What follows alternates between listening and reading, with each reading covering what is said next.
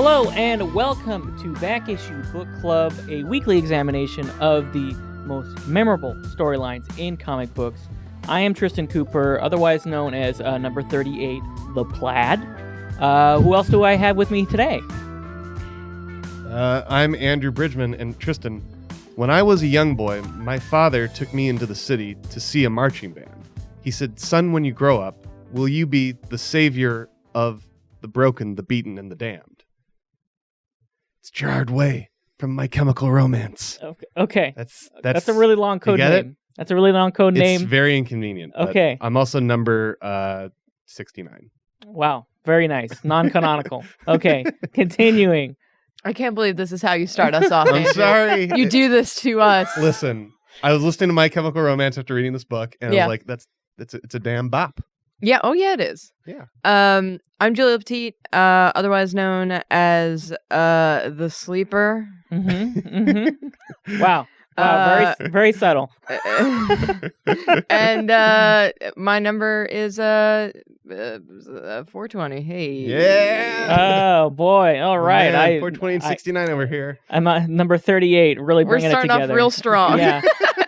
Today we are talking about Umbrella Academy, as referenced earlier, written by Gerard Way of My Chemical Romance, drawn by Gabriel Ba. We also have colors by Dave Stewart, I believe. We'll get into that in a minute because the comic looks a little bit familiar in some places. There's reasons for that.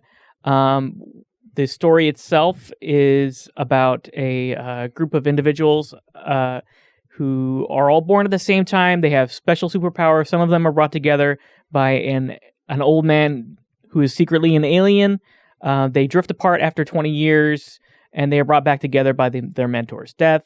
Yep. And the story ensues when one of their own becomes a supervillain, tries to destroy the world. You know, it's a comic book, but it's a very weird and wild one. And before we get into it, I do want to talk to our guest today, Julia. Could Hi. you tell us a little bit about yourself, maybe some of your background and interest in comics and your familiarity with this comic in particular, familiar or not?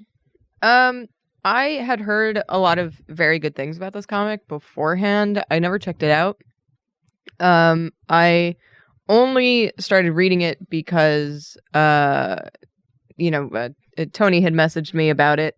So I read it and I became obsessed with it a little bit. Okay. Yeah. Okay. It hits all of my notes. Yeah.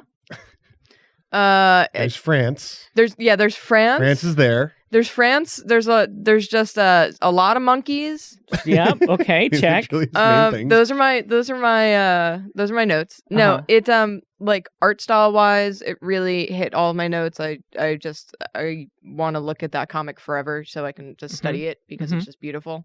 The colors are beautiful. It's just I don't know. It's the kind of thing where I go to sleep and I'm thinking about this comic and I just Wow. Yeah. So when I chose this comic in part because of the Netflix series, and I thought, well, maybe Julia will like this, so let's get Julia on board. And you were correct. I'm glad to hear it.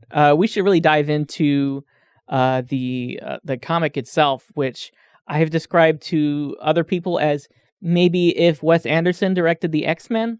Yeah, it's very Royal Tenenbaums with superpowers. Kind of, and it's a little gorier, and I think that the art style in particular reminds me a lot in spots of Hellboy, Mike Mignola. Yeah, absolutely. Shadows, heavy use of shadow. All those the big fists Yes. drawn exactly like the that. Mitts, the colorist Dave Stewart, I believe, has worked on a lot of Hellboy and BPRD comics as well. Okay, that makes sense. Yeah. So that the color palette might be a little bit similar, and it's also published by Dark Horse. I know that's not, I mean, they're not writing or drawing the comic, but I think that might be a part of it. It's in line with what they do. Yeah.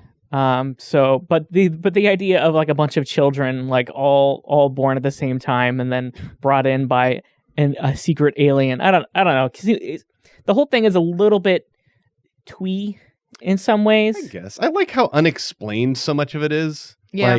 Oh, there's a wrestling match in space and now 43 women have babies. Yeah. And that's all the information you get. We're not explaining anything else. That's Right. great. I kind of like that though, because I feel like I didn't need it necessarily to understand the story. Like it didn't bother me so much that I didn't have answers for that, because there's so much. It kind of goes in line with the feeling of the comic of just like, you got to accept this. Oh yeah, no, I love it. Maybe you've missed a volume before this one. But that's fine. Right. Yeah. It kind of... good world building. It gets that out of the way real quick, because like the first thing we see the team do, this is when they are children, they fight the Eiffel Tower. Yeah. Which has gone mad. Or so you think. Or, well... because the zombie creator was secretly working it from the inside or something. Right.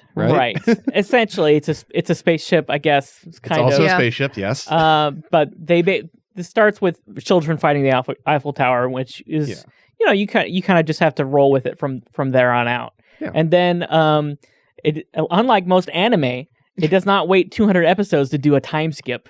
It just does a time skip right away. That's true. Yeah. And for most of the story, takes place 20 years after. Yeah, they're all like 30 or so. Yeah. It started when they're 10, they're like 30 later. With the exception of the boy. Yeah. Because when we flash forward to the future, there are a couple of kids missing out of the 7. Yeah. And one has died in between. We don't see, but it is the child who can summon tentacles. Yeah, he has tentacles coming out of his stomach. He's basically Cthulhu Boy. Yeah, he's Cthulhu Boy. I think he's called the Horror. Yeah. Number 6. Yeah. Because they're all numbered. Like, number 1 is Spaceboy, and Spaceboy got in a terrible accident, and he has a Martian gorilla's body with a normal human head. Yeah. Yeah. And he lives on the moon. He's like Winston from Overwatch. He is basically... Oh, wow. He is Winston from Overwatch. He would be, except for we already have a Winston from Overwatch, and that's Dr. Pogo, the monkey, chimpanzee, who is super smart, experimented on by the secret alien benefactor. It's true. Like, this all sounds like it's made up. I mean, it is, really. Well, yeah. That was the really fun thing, is that it really just throws you into this world. It doesn't bother explaining most of it. We never learn how the horror dies. We never see how Monkey Boy got in a horrible accident that got his monkey body. And it's just like, just roll with it. This is like issue 50 in a series. Right. Yeah. You have to be into it now. It exactly has that feeling of when you're a kid and you pick up a volume of a comic because it looks cool. Right. So you read it and you're like, I don't know what this world is, but cool. Like I accept it as the world. The other thing is that I think I was confused for a little bit, very shortly, the first time reading it. I thought that when we jumped to them as adults, I thought that the Kraken was the Tentacle Boy. I don't get that name. I don't get why he's called the Kraken. Yeah. He throws knives. So I was like, he must be the Tentacle Kid. Yes. Like a Kraken. Yes. Right. So maybe it's like an homage to the kid that died. But I don't know. I don't know, man. He's a little moody and, he's I the can see him. Raphael. Is that like the Teenage Mutant Ninja Turtles? Like, I was or like a Wolverine, that. I guess. Yeah. Probably better. Well, I literally, when I was looking over the characters, because there's a lot, they're all numbered, they all have odd code names. There's a woman called the Rumor who can basically alter reality by saying rumor. She's basically a Persona character from the games. Yeah. But there's so many, and I was sort of like lining them up, because Spaceboy is the Leonardo, the leader of the group. Cyclops or Leonardo. He's like the kind of straight-laced leader who kind of sucks. And the Kraken is cool but rude, so that makes him Raphael. Yeah. I don't know who's the party dude. Well, that'd be Sans, I'd say. Oh, yeah. Sans is a party boy. Okay. Yeah. All right. Great. Perfect. I'm glad we sorted that all out. And so our story really kicks off when we discover that the world is going to end in a few days. Yep. The boy, who's just called the boy, has not been seen in 20 years. He can time travel. He can time travel. And as we learn, he time traveled to the future where everyone is dead in the apocalypse. It was a funny thing because they were 10. This was his version of running away from home, is running off into the future. Right. And he accidentally went too far. He went to a post-apocalyptic world. Right. And it's like, oh, crap. We learn later that he stayed in the future for 50 years and was unable to get back until he realized he forgot to carry a 1 or something like that somewhere along the way. And so then he traveled back, but he he's basically a 6-year-old man in a 10-year-old body. Yeah, I like how they don't explain that either. Like he's neither aging or getting younger anymore. Right. He's just trapped as a 10-year-old boy with a 6-year-old man's mind. Yeah. And that's good. Yeah, they kind of do like a something time happens, don't mess with time streams. You're stuck. What's the Doctor Who thing? It's like timey-wimey thing. Yeah. It's that. Right. And so around the time that the kid comes back from the future is when the alien mentor dies. Yep. And that's when the estranged team finally comes back together. Yep. And everyone has split off for various reasons. Nobody likes each other anymore. So you can imagine that's probably a stressful situation. But I also like this time jump because, as Julia mentioned, it feels like coming into like a very late issue of the series. This is like issue 288, and that's what I think we've all been getting at, is that the book has a very good sense of place and time, and it feels as though there's a lot that you are missing, and it feels like a very lived in world that would go on without you reading it. Yeah. I do want to know more adventures of them as children, like getting their arms ripped off and punching bad guys really hard as children. Right. That's cool. But I'll take this too. You get like a little taste so that you have some sort of context as to, when they come back together as adults, why they all kind of, disbanded, or why they dislike each other, or why there's tension there. You get like a little bit of like, oh, right, their childhood was probably awful. Yeah. Well, so it's enough to give you context, but at the same time, I'm like, I kind of want to see that. Yeah, totally. Yeah. I mean, like, the thing we haven't talked about is like how Hargreave, who is their mentor, named them and numbered them. He numbered them in terms of usefulness. And so that's how he referred to them, as like number 1, number 2. Right. Like that's got to do a number on your brain. Yeah.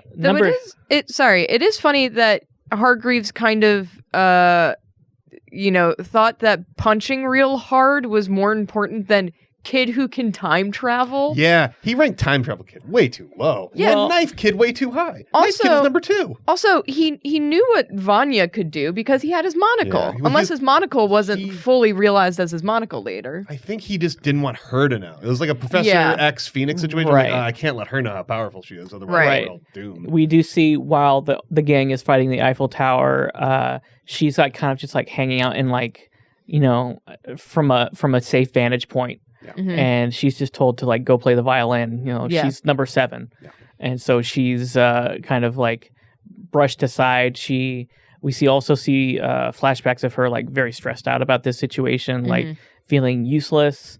And I mean, it's Hargreaves did it to protect her, but it also just kind of like ruined her life in a lot of ways. It messed her up a little bit. We'll probably get to that at some point. But it's also interesting that Hargreaves seemed like he was trying to, protect the world from, keeping her from knowing her powers. But at the same time, he kind of pushed her to keep learning the violin. Yeah. So it's his motivations were a little bit confusing.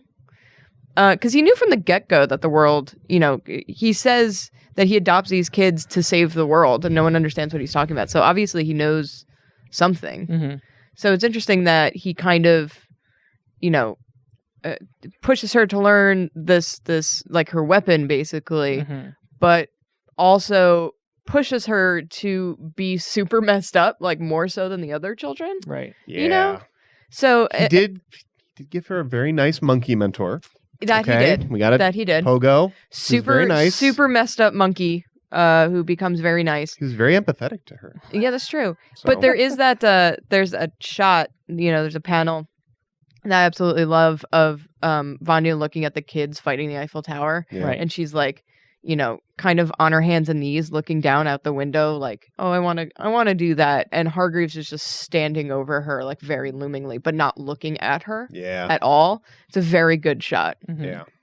I like that. In general, was just very nice. Yeah, it was just a very well thought out, like, he can't even be bothered to look at her. Yeah. Right. Yeah. And so, I mean, part of the back in the present, like when they all get together is when the story starts kicking off because somehow their proximity to one another triggers like a fail-safe trap of one of their former supervillains. Was it Dr. Terminal? Dr. Terminal and his Terminauts. His Terminauts. They're the robots. They're very Doctor Who looking. They are. They're like the Daleks or Daleks or. They I look don't know. like- They look a little Dalek-y. They look like floating alien popcorn buckets. Yeah. Yes, they do. Yeah. And they go around causing havoc. The robots think that the Umbrella Academy, is back together as like a team, but they're really just there for the funeral. But the reunion, nonetheless, like sparks an attack basically on the local populace. That's when they all have to sort of work together and spring into action.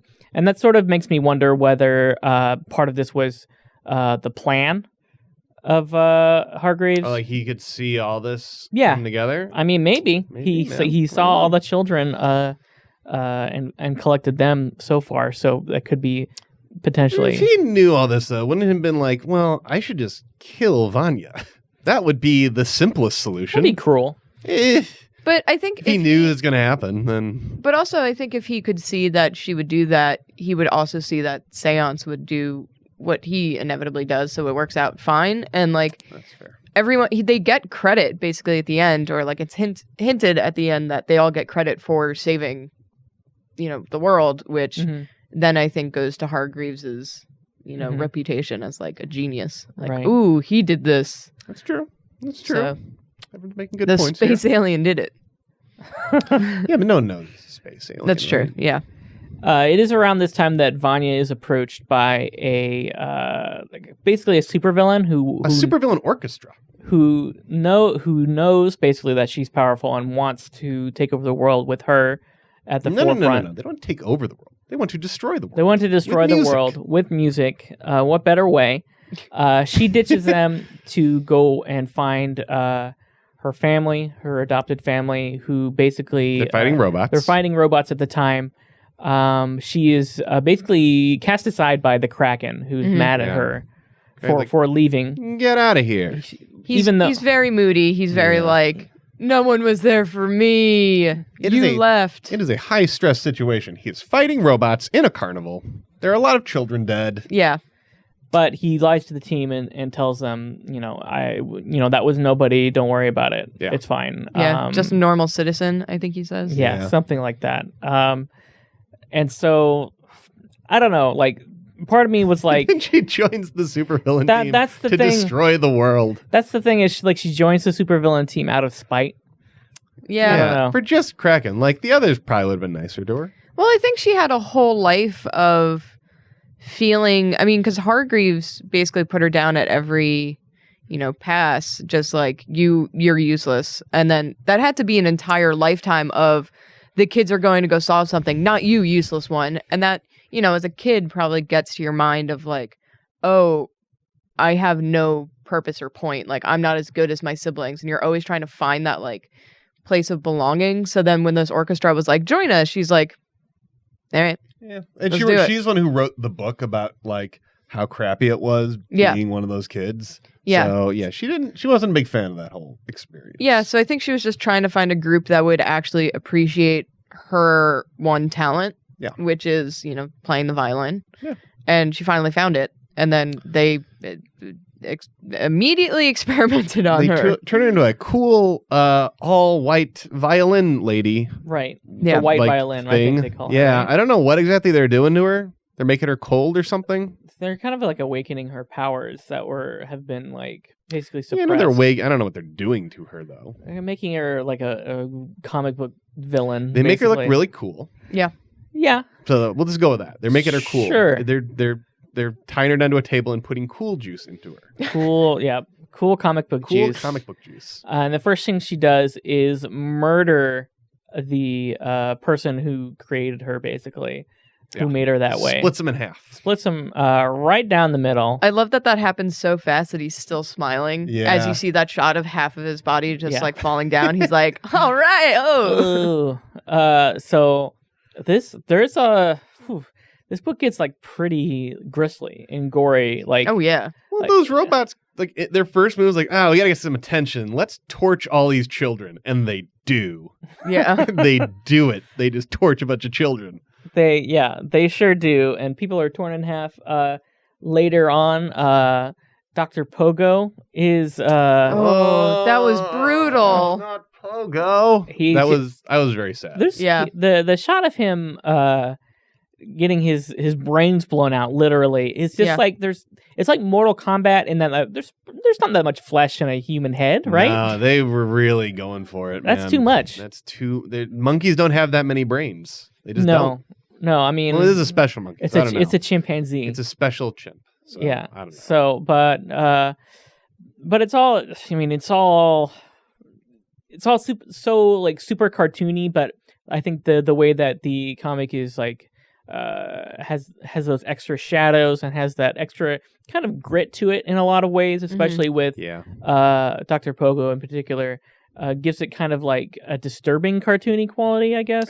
Sure. Yeah. I do love that shot because he does look so gritty most of the time, but there is one shot of him like with his hand on Vanya as a child's shoulder, right? And his eyes are all watering. He's like trying to be really nice and supportive, and it was so different from how he's normally drawn or how literally anyone in the comic is drawn that it actually made me laugh out loud because he was just so cute. Aww. I was like, oh no. And then that's all I could see in my head, like some sort of horrible flashback as I'm also looking at the panel of him getting his brains blown out. I was like, no, cute Pogo. No. I like Pogo a lot. I'm very sad. I don't want to talk about Pogo anymore. I mean, I feel like he was made like very nice and lovable. Just so he could get murdered in the most terrible way. Yeah, absolutely. It's like, like movies that bring in like dogs or like children just to like have them get killed. Like it's animal fridging is what it is. Yeah. There we go. That's a good new term. I mean, I would rather not maybe compare women to one animals and the same in that way. Well, this is a very smart chip. So. But not just an animal.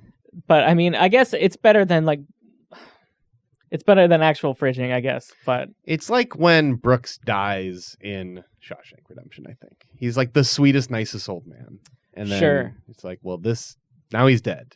And what is this for? Us being sad? Yeah, just now you're sad a little, buddy. It doesn't affect the story really. It's just now you're sad. Well, now you hate the villain a little bit more. That's true. Oh, I hated her after this. I was like, well, I thought like, oh, they're gonna redeem her and stuff. Then when she killed Pogo, I was like, no, they gotta kill her.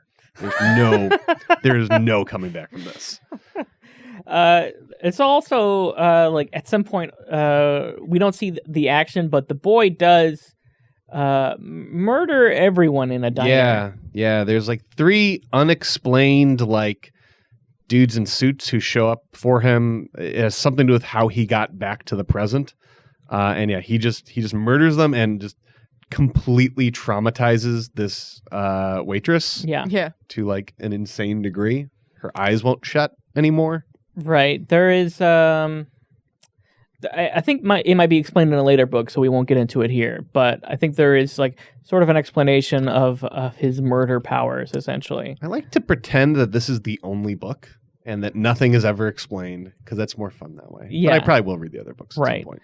Yeah, I'll probably read the other ones, but while I was reading it, I was like, ooh, this is a great one volume story. This is all I need to read. This is it. This is a well encapsulated story. I'm not going to move on from here. Yeah, it's very funny the idea of like this was the only one made. And it does have like all this unexplained past, unexplained future stuff, and it's just this. That'd be funny. Yeah, there are some offhand comments that sort of like seem like they have potential that are explored in later books. There's an offhand mention of the JFK assassination. So the next volume's called Dallas. It's called Dallas. That probably is what that is. The next one after this, which I think has started coming out in single issues, not collected quite yet, is potentially about the hotel that is mentioned. That they made for the supervillains? For Dr. Terminus. Cool.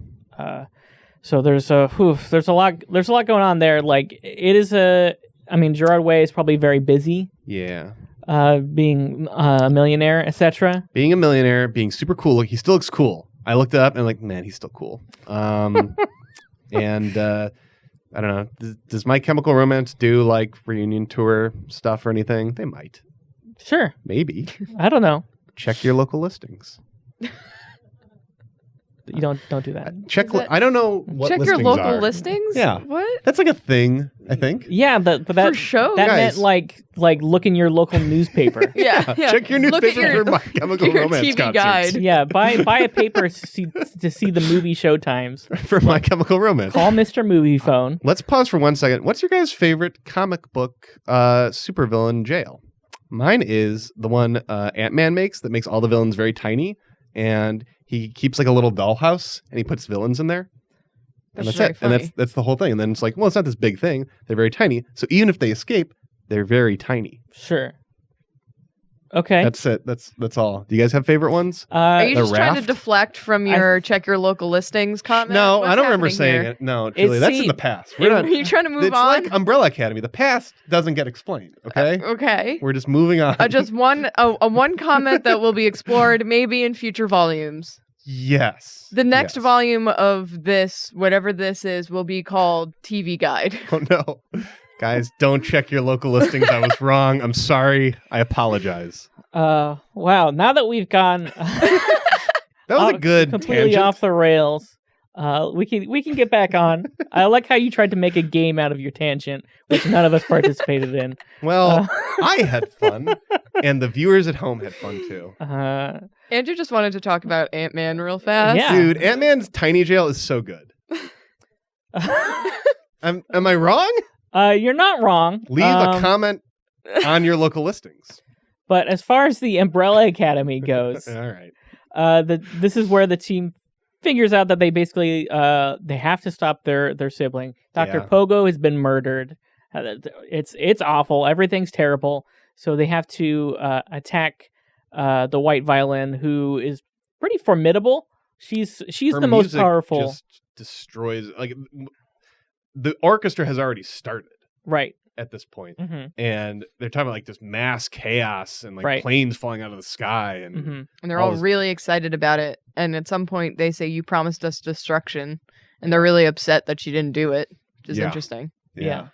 Well, the Umbrella Academy even tries to intervene in the rumor. Like her whole thing is like I heard a rumor that blank and then blank occurs, but she gets her throat cut basically, right before that I was happens. going to ask, I think she only uses her power once in the book when she's 10 Yeah. to make a museum give away paintings. I think that was the only, like she could have done a lot, right? Well, she keeps trying, but people already know her game, so they kind of cut her off. And she also seems to not really have the will to use it. Like, there's a lot going on in her life that suggests that her life is kind of falling to pieces. Yeah. So she seems to be in this sort of, limbo where she doesn't, know exactly what she wants to do or doesn't have any drive or motivation to do anything of real meaning. She's kind of just like stuck in a rut. So she like kind of half-assedly tries to use her power twice. Like once when she's talking to Kraken and Kraken's like, "Don't talk," and she's like, "Okay," and she just doesn't. Yeah. And even Space mentions at some point, like, "I didn't see you use your power once during our robot fight," Yeah. and he says, "I'm worried about you," and she's kind of just like, Yeah. Well, that's when they make out. yeah. That's true. Spaceboy and the rumor make out. They do. They're Yeah. A little that's They're- like the Royal Tenenbaums. A little bit of incest, but it's okay because they're not related. Ooh. Yeah, they're adopted. I mean, it is kind of like if they're the X-Men, it is like Jean Grey and Beast like hooking up. I guess they're growing up together. If they had like Jean Grey and Beast didn't grow up as babies though together, right? No, well, they're like teens. They're basically babies, right? Teens are the babies of adults. Yeah.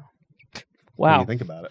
I think babies might be the babies of adults. But like they're babies to teens Mhm. versus adults to teens. so babies are the babies of teens. babies are the babies. So of does teens. that mean There we go. preteens are the teens to teens? That's true. Yeah. Correct. I think we've cracked We've it. introduced math into things, and that's a problem. Yeah. This is only going to get worse. I like from how here. we're like, hey, is this incest? Also math. How about that? Huh? Let's use math and incest together. Everyone's favorite two topics. together at last. Yeah, I think it was meant to be a little iffy. Yeah. Like, you're sort of left wondering like whether this is okay. There's also like a hint that the Kraken and Vanya are Maybe there's something going on there as well. Does Spaceboy have gorilla genitalia, you think? I mean, probably. What did he just give him a body without the genitalia? Did he? Yeah, I don't know. I mean, yeah. That's going to affect things down the line. I mean, I think that's why he feels so closed off emotionally. Well, it's also he's ashamed of his here's what I'm space gorilla dick. It's not only incest; it's also bestiality, probably. So there's a lot going on here. Don't tear down one of my favorite comics of recent memory. Don't do it. I'm sorry, Julia. Check your local listings. I don't want to. Okay. I don't want to look at anything anymore. Okay, I'm sorry. Let's now push I'm gonna forward. be like lying awake at night, just being like, "Does he? What did Hargreaves really do that?" Could she have said, "Rumor has it your human body is back," and then his human body would be back? Could she have done that? Is that her? Like, because she alters reality, right? It is. Yeah. She could have done that, right? Sure. She could do a lot of things. Okay, someone get Gerard Way on the line. I want to talk to him about My Chemical Romance and this. The limits of her powers in particular are not really explored. Yeah, I think she only uses them once. Yeah. Yeah. So. And so before we get to see her use them, that's when the white violin kind of like just like takes her out of the slashes her throat. Yeah, of the thing, Yeah. and then like, I mean, we're jumping ahead a little bit here, but white violin doesn't end up well either. So it's like the only two women in the story are like kind of Rendered taken out useless. Rendered useless. Yeah. They're not exactly, if not killed, they are rendered useless at the end of the book, which is, I mean, and then there's also the only other notable woman in the comic, I think, is the mother, who is a plastic thing with a bunch of organs in her. Yeah. That was something I was a little bit confused about because, that whole funeral scene, she shows up and Kraken pulls off her coat and it reveals that it's just a mannequin. And she says, "Oh, I knew I should have put on my limbs." But he says something like, "You couldn't even be bothered to show up," which makes me wonder if, like, she sent someone in lieu of herself, like this weird mannequin thing in lieu of herself, so she didn't actually have to be there, or if she really was this mannequin. Because Hargreaves has a painting of him and, like, I'm assuming his wife, in the background of one of the shots. So, and she is blonde, from what I'm remembering from that shot. I might have missed that. So I don't know. So I don't know if that was actually the mother or if she sent like a mannequin instead of herself, so she didn't have to go. I don't know. I had to read this a couple times because I was so confused about a lot of things. Yeah. And that's one that I like probably just for my own sake, just like, I can't figure this one out. So I'm going to move on. Yeah. There's so many things in the comic that going on at any one time that if you don't get something, you're like, well, you know what? I can just move on because these popcorn buckets are murdering people. That's so true. I should pay attention here. And you do also have that sort of excuse of like, well, I don't have context for a lot of things in this book. That's just the world. Yeah. This is just the world. I just have a lot of questions, and that's fine. That's just how it is. Yeah. So a lot of the things that you maybe should have questions about, you kind of just like wave away. I think that's all comics too. Whenever I'm reading like a Spider-Man, they'll make reference to like, oh yeah, I remember when Kane, the secret clone, did this like 9 years ago, and I'm like, no. I don't. I'm going to keep going though. There is one thing I kept coming back to was like Vanya's sort of like motivations, and we see her like left out. She's as Julia mentioned, there's that shot where she's just like looking in on the action very alone. She's consoled by Dr. Pogo, who she murders. There's a point where the Kraken has her at knife point, the white violin now, and it's made clear that she. There's like nothing left of herself inside, or at least at that very moment. Yeah. And I know that we get a little bit of that, but I felt like her characterization wasn't strong enough to that point for me to really believe that she was justified in any way in murdering everyone. I don't think it was ever justified in murdering the entire world, probably. Yeah, but just the heel turn was just so, it felt so sudden to me to go from like kind of dejected to ultra murderer. It didn't feel so much like a heel turn because you could see that they were setting her up in the very typical villain fashion, almost, same deal with Loki of Thor, of just like, Dad didn't love me, I'm very powerful, but no one sees it. So, they become a villain in order to get someone's attention. Her, in her case, it was just that she had a whole life of, high expectations and meeting not even her siblings' expectations. Yeah. And I think because it shows her in her apartment, and it's like really dingy. Like, apparently, like, you get the sense that her book sales didn't even do well. Like, just nothing that she did in her life did well. Yeah, this is her chance to leave a mark. Yeah. So it's she can finally do something. She's annoyed because the first people she thought would actually appreciate her and her talents just wind up immediately experimenting on her, almost in a Dr. Pogo way of just like forcing her to be something that she didn't sign on for. And she's kind of like, you know what? Screw it. Everyone's awful. No one has ever been nice to me in my life. So I'm just going to, and also she's lost her mind a little bit. Yeah. So, Yeah. She's also like got cool juice. She's got cool juice in her. And also, I've never joined an arc to destroy the world. Maybe it's cool. Maybe it's cool. They did have rad coats. They have cool coats, cool masks. Yeah. And they summon a meteor. They summon a meteor. To destroy the Earth, which is stopped. By Seance. By Seance, who nobody knew could do that, which is... It's very comic booky to like discover your true power at the very last minute. But that's right. The meteor hits like right after the white violin is shot in the head. Yeah, and she by bleeds. Hargreaves' gun. Right. Yeah. The boy is just like, he's 60 years old. He didn't have time for all this like moralizing. So he's like, no, I'm just gonna shoot her. Whatever. Why didn't he do this earlier? I don't know, man.